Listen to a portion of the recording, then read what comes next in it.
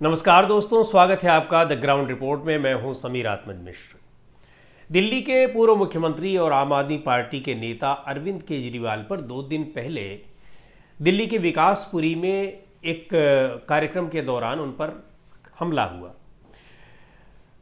आम आदमी पार्टी उसे हमला कह रही है, जबकि भारतीय जनता पार्टी का आरोप है कि जो लोग जिन पर हमले का आरोप लगाया जा रहा है वो उनके पास विरोध प्रदर्शन के लिए, कुछ सवाल पूछने के लिए, काले झंडे दिखाने के लिए वहाँ गए हुए थे और उसमें उनकी वहाँ सुरक्षा कर्मियों से झड़प हुई और जो हमलावर थे उन पर हमला हुआ, उनके कपड़े फट गए। इस तरह की घटनाएं हुई।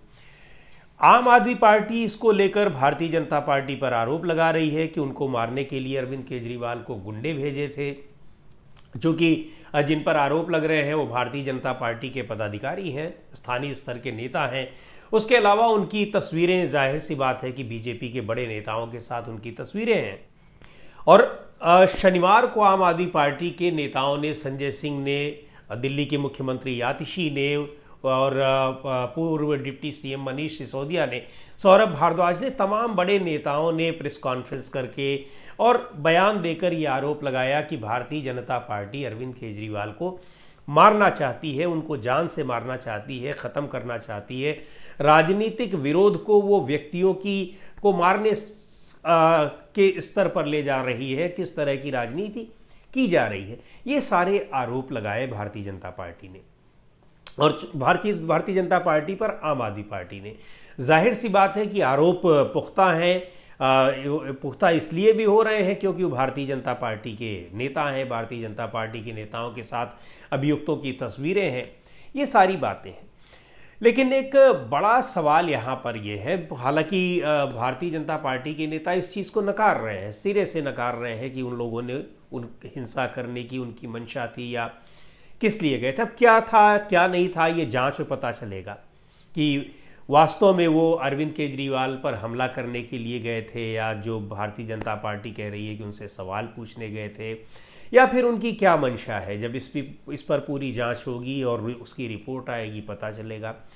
लेकिन अरविंद केजरीवाल पर इससे पहले भी कई बार हमले हो चुके हैं। आम आदमी पार्टी के कुछ दूसरे नेताओं पर भी हमले हो चुके हैं, किसी में किसी को सज़ा नहीं हुई है। इसके पीछे अब ये तब भी सवाल, जब पहले हमले हुए थे तब भी और उसके बाद भी ये सवाल उठ रहे हैं कि आखिर आम आदमी पार्टी के नेताओं पर ही और ख़ासकर अरविंद केजरीवाल पर ही ये बार बार हमले क्यों होते हैं। 2011 से आप याद करिए, अरविंद केजरीवाल तभी सुर्खियों में आए थे। सुर्खियों में पहले भी थे जब वो समाज कार्यों में थे और रैमन मैग्सेसे से पुरस्कार मिला था। लेकिन जब अन्ना आंदोलन के दौरान वो ख़ास तौर पर चर्चित हुए, आंदोलन को एक तरह से अन्ना हज़ारे के बाद वही लीड कर रहे थे। 2011 में उनके ऊपर हमला हुआ, जूते चप्पल फेंक दिए गए। उसके बाद 2013 में उनके ऊपर किसी ने स्याही फेंक दी। कभी बनारस में हमला हो रहा है, कभी लखनऊ में, कभी दिल्ली में, कभी कहीं। उसके बाद भी कई बार उन पर हमले हुए। जब वो मुख्यमंत्री रहे उस दौरान भी उन पर किसी सभा में किसी ने चप्पल फेंक दी। दिल्ली सचिवालय में एक व्यक्ति उनके पास तक पहुंच गया और उनके ऊपर हमला कर दिया, थप्पड़ मार दिया।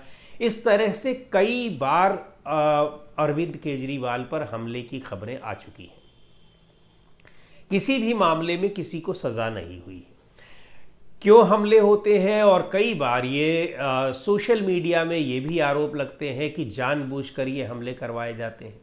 हमला करने वाला कौन होता है, उसकी पहचान, फिर आखिर ये मामला फिर एकदम से गायब कैसे हो जाता है, ये बहुत सारी चीज़ें। अब इससे क्या सच्चाई है क्या नहीं है ये तो अब आम आदमी पार्टी बता सकती है, अरविंद केजरीवाल बता सकते हैं, या जो लोग हमला कर रहे हैं वही बता सकते हैं। लेकिन एक बात तो है कि दूसरे नेताओं पर अगर हमला नहीं हो रहा है, हालांकि राजनीति में विरोध का स्तर बहुत निचले स्तर तक जा चुका है, काफ़ी नीचे चला गया है, उसमें गाली गलौज, हिंसा, ये सारी चीज़ें बड़ी सामान्य हो गई हैं। लेकिन इस तरह से हमले दूसरी पार्टियों के नेताओं पर अमूमन नहीं होते हैं जिस तरह यहाँ पर दिखाई पड़ रहा है। हुए हैं, पहले भी हुए हैं। शरद पवार साहब जब केंद्रीय मंत्री थे, उनके पास पहुंचकर एक सभा में किसी व्यक्ति ने थप्पड़ मार दिया था। पी चिदम्बरम गृह मंत्री थे, एक प्रेस कॉन्फ्रेंस के दौरान उनके ऊपर जूता फेंक दिया गया था। कई ऐसी घटनाएं हुई हैं, ऐसा नहीं है, लेकिन ये फ्रिक्वेंटली अरविंद केजरीवाल के साथ बार बार कई बार एक ही ढंग से ये जो घटनाएं होती हैं तो बहुत सारे सवाल भी उठाती हैं। सवाल सोशल मीडिया पर भी पूछे जाते हैं, उनके विरोधी भी ये सवाल उठाते हैं। हालांकि उनकी पार्टी के लोग तो यही कहते हैं कि उन पर हमला हो रहा है, उनको मारने की कोशिश है, उनको कमज़ोर करने की कोशिश है, वो जो दिल्ली में जो काम वो कर रहे हैं उन सारे कामों को रोकने की कोशिश है। ये राजनीतिक आरोप है। लेकिन ये बात समझ से परे है कि अरविंद केजरीवाल पर ही बार बार हमले क्यों हो रहे हैं।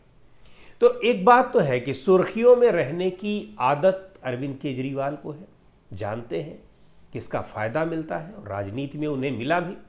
उन्हीं की तरह से जो भी इस तरह से सुर्खियों में रहने की कोशिश करते हैं वो लोग भी फ़ायदा उठाते हैं। अरविंद केजरीवाल को देखा जाए तो वो सुर्खियों में रहने का कोई भी कारण नहीं छोड़ते हैं, चाहे वो जेल जाना हो, चाहे वो जेल जाने से पहले की स्थिति हो, चाहे उनके ऊपर कोई आरोप लग रहे हो।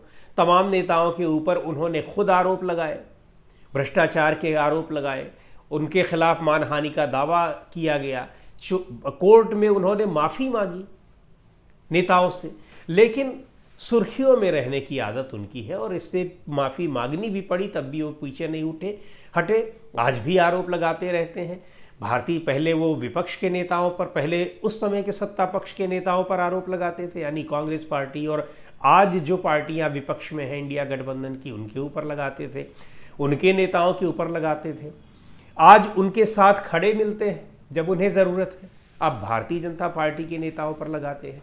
तो ये सारी चीज़ें, लोगों को सर्टिफिकेट ईमानदारी का बांटते हैं और भ्रष्टाचार के कितने बड़े आरोप में पूरी की पूरी उनकी पार्टी, ज़्यादातर मंत्री सांसद जेल चले गए, जमानत पर हैं, लेकिन आज भी उनका दावा है कि वो ईमानदारी का सर्टिफिकेट बांटते हैं और भ्रष्टाचारी जिसको कह देते हैं वो भ्रष्टाचारी है, खुद नहीं भ्रष्टाचारी। तो सुर्खियों में रहने की ये इस तरह की जो आदत है, इसलिए उन पर ये सवाल भी उठते हैं कि ये सारी चीज़ें सुर्खियों में आने के लिए करते हैं और खुद से करवाते हैं, या ये सारी चीज़ें प्लांटेड होती हैं नहीं होती हैं, अब ये जांच के बाद ही पता लगेगा।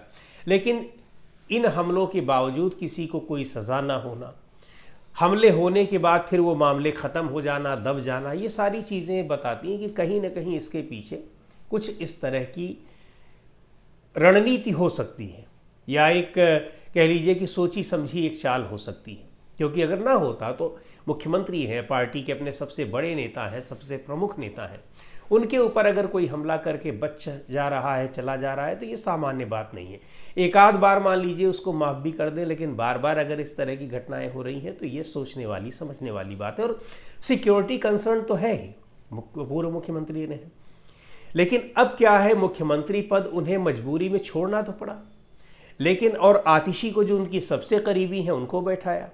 लेकिन ये दिखाने की कोशिश अभी भी लगातार, वो जो ये दौरे कर रहे हैं तमाम इलाकों में, दिल्ली के अलग अलग इलाकों में, उसी क्रम में विकासपुरी का दौरा भी था, वो इसलिए कर रहे हैं कि लोगों को ये पता रहे कि हाँ, मुख्यमंत्री उन्होंने कुर्सी सौंप दी है 6 महीने के लिए भले ही, लेकिन वास्तव में मुख्यमंत्री वही है, पार्टी के सबसे बड़े नेता वही है।